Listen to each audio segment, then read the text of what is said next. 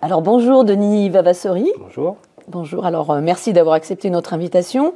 Tu es secrétaire général de la CGT Tour Eiffel, une CGT qui a fait beaucoup parler d'elle dernièrement puisqu'il y a eu une mobilisation avec 5 ou 6 jours de grève, je crois, au mois de février.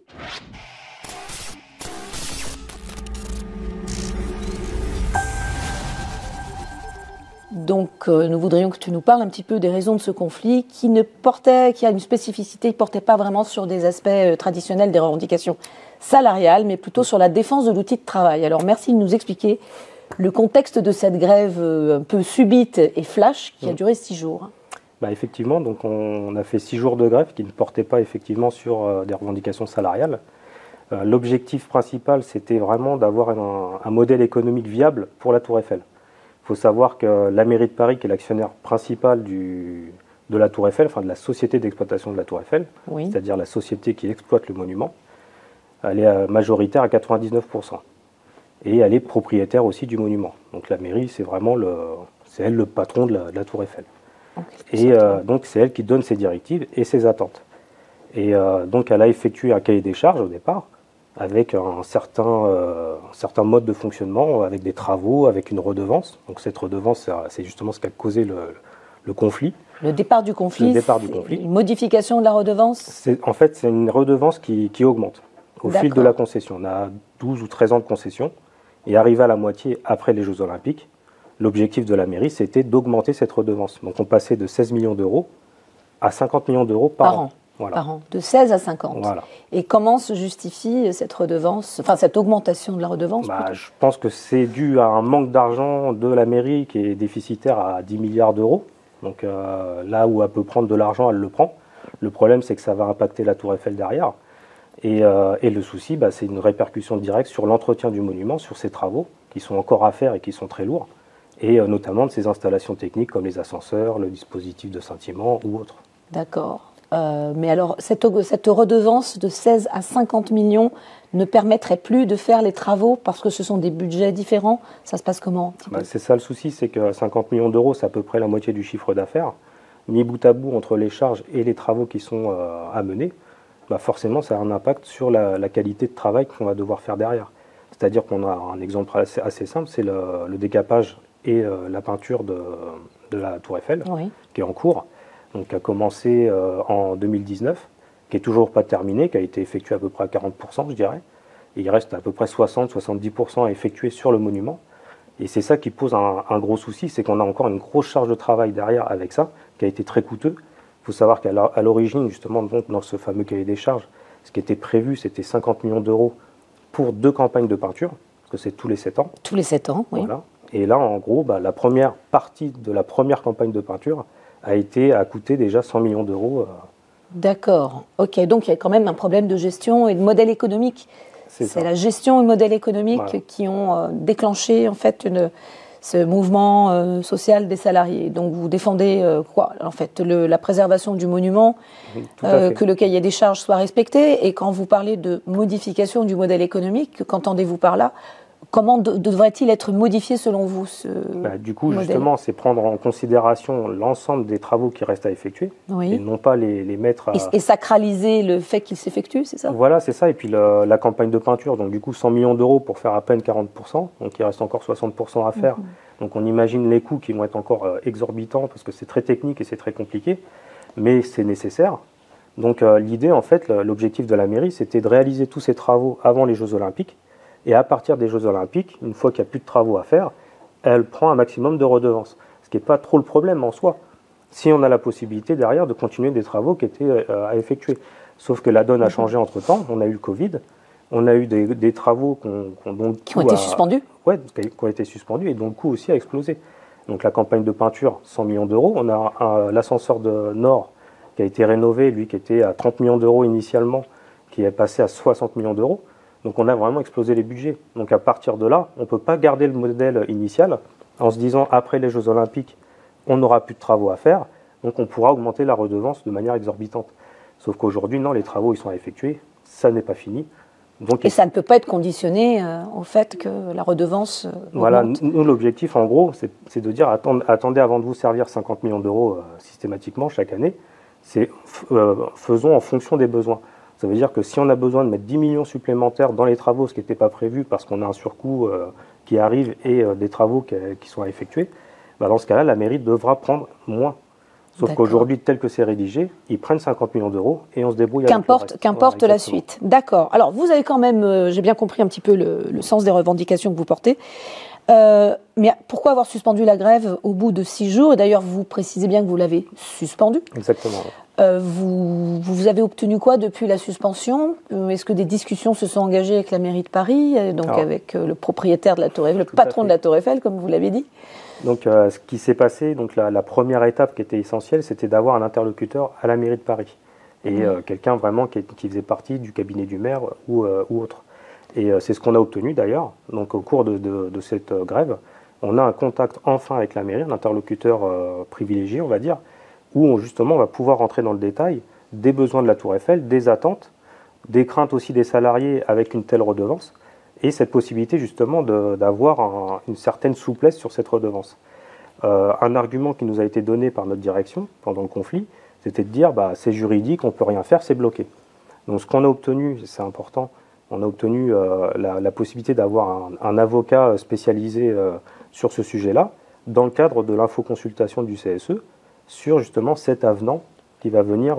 sur ces aspects juridiques qui nécessitent un peu d'expertise. Exactement, il va pouvoir rentrer dans le détail et voir effectivement tous les leviers qu'on va pouvoir avoir en fonction de l'aspect juridique. Et il doit y en avoir, c'est évident. Oui.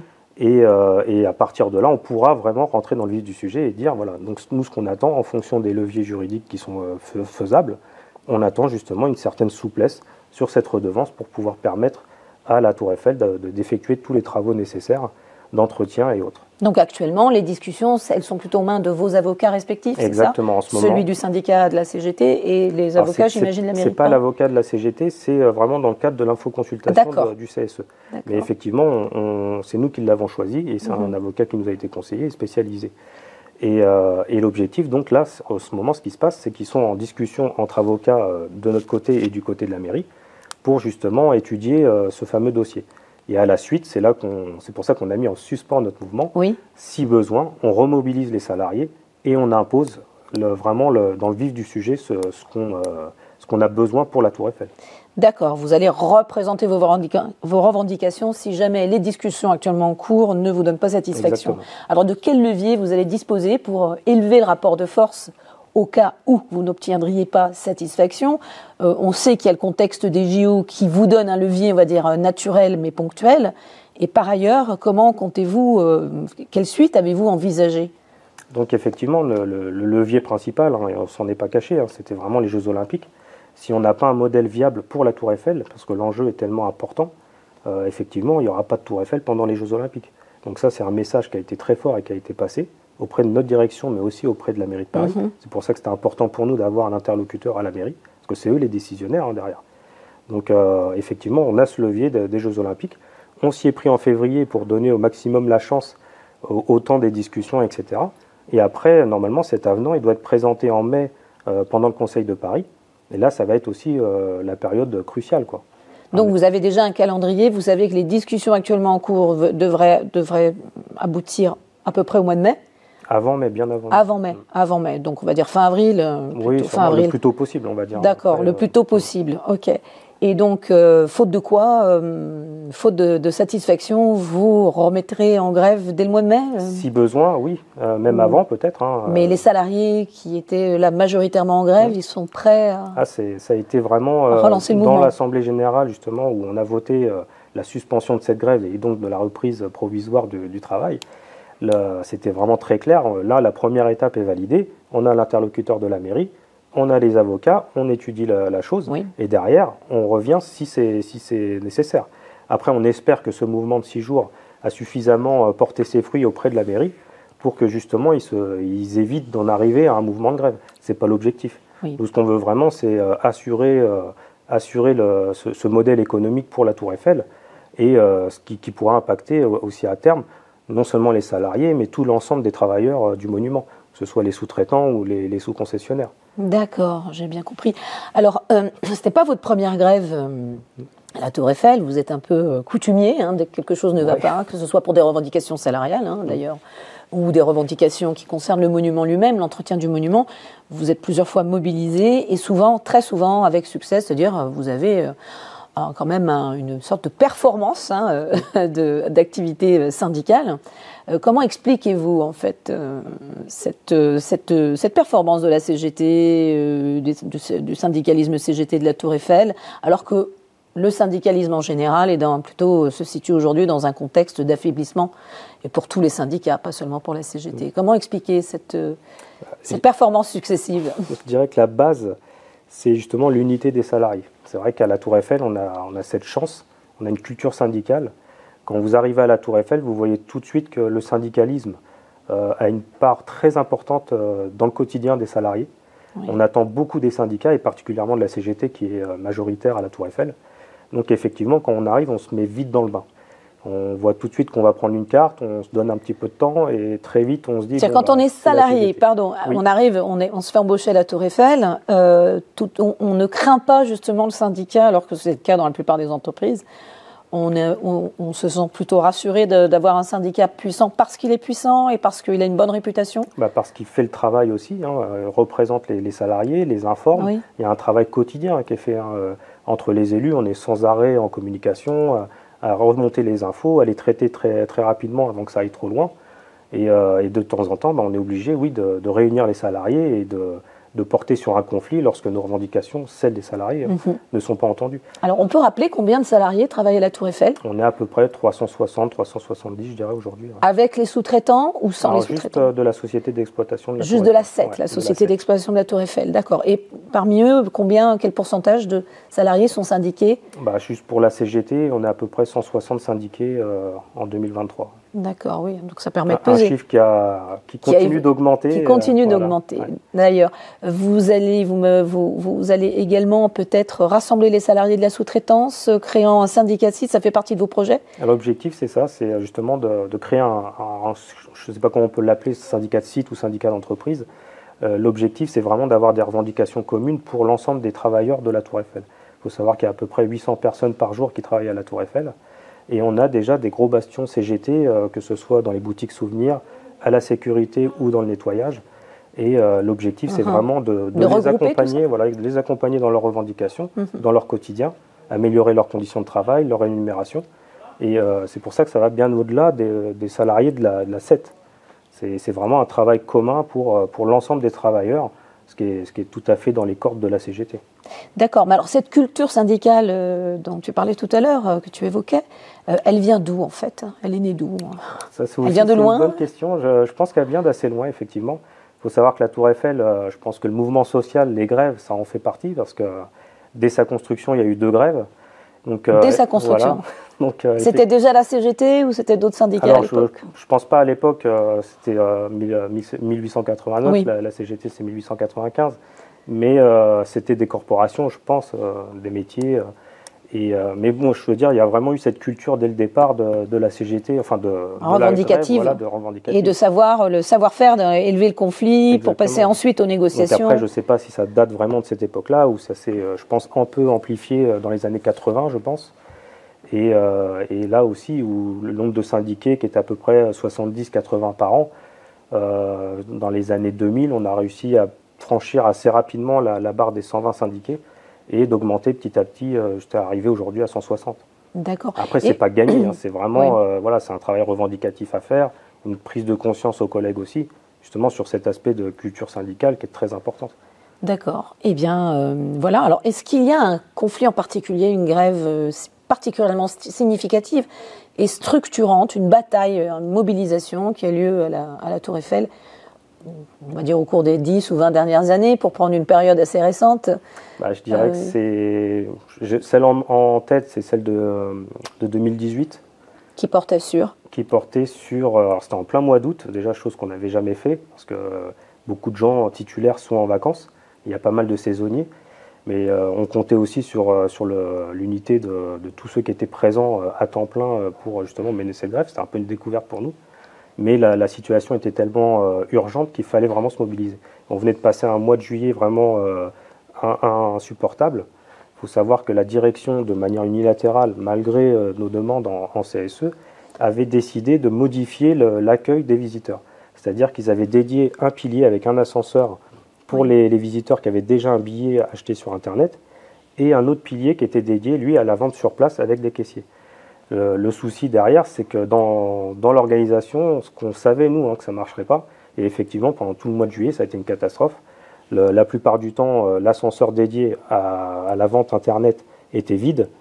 On avait 2 heures de file d'attente sur l'autre ascenseur, et lorsque ça se remplissait sur le premier ascenseur, on n'arrivait pas à tenir les créneaux, et du coup, on accumulait un retard. On faisait passer le nombre de visiteurs devant tous ceux qui attendaient depuis 2 heures, en plein été, en plein cagnard. Donc à fin juillet, on a dit stop. Et là, on s'est mobilisé. Et ce qu'on a obtenu, c'est vraiment, vu que c'était un problème de la direction générale, on a obtenu le fait qu'elle parte de la Tour Eiffel, quoi. Vous avez obtenu le remplacement de la direction générale. Exactement. C'est ça ? Et juste après, on a eu un nouveau directeur général. Oui, parce qu'en effet, là, vous avez fait le travail qui normalement revient au gestionnaire. Oui, et puis le souci, c'est qu'on a souvent des directions qui arrivent avec leurs bonnes, mauvaises idées et qui ne connaissent pas le terrain. Comme la plupart des travailleurs, c'est nous qui connaissons le terrain. Et tout ce qui est amené, tous les projets, on voit très vite que ça ne va pas marcher. C'est même pas de la mauvaise volonté, même si eux, c'est ce qu'ils pensent de nous. Sauf que quand on va sur le fait, on se rend compte qu'effectivement, on avait raison, quoi. Alors, répression syndicale, ça existe ?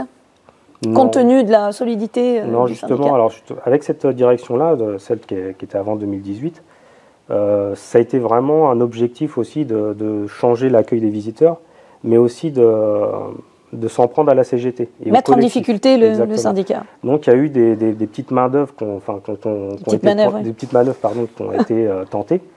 Et notamment 2 collègues à qui on avait reproché de ne pas avoir donné des flyers à des visiteurs. Une raison complètement aberrante. Donc on leur a demandé leur badge et on leur a demandé de retourner chez eux. Donc ça a fait un tollé dans toute la tour. Dès le lendemain matin, on a fait une assemblée générale du personnel et on a exigé leur retour et des excuses de la direction. Donc chose qui a été faite tout de suite. Et les excuses de la direction. Donc ça existe. Oui. Bien. Eh bien, écoute, merci beaucoup Denis Vavassori. Merci de nous avoir répondu. Bonne continuation, bon courage pour la suite de votre lutte, en espérant qu'effectivement, comme pour les fois précédentes, eh bien, elle débouche sur une issue victorieuse. Merci. Merci beaucoup.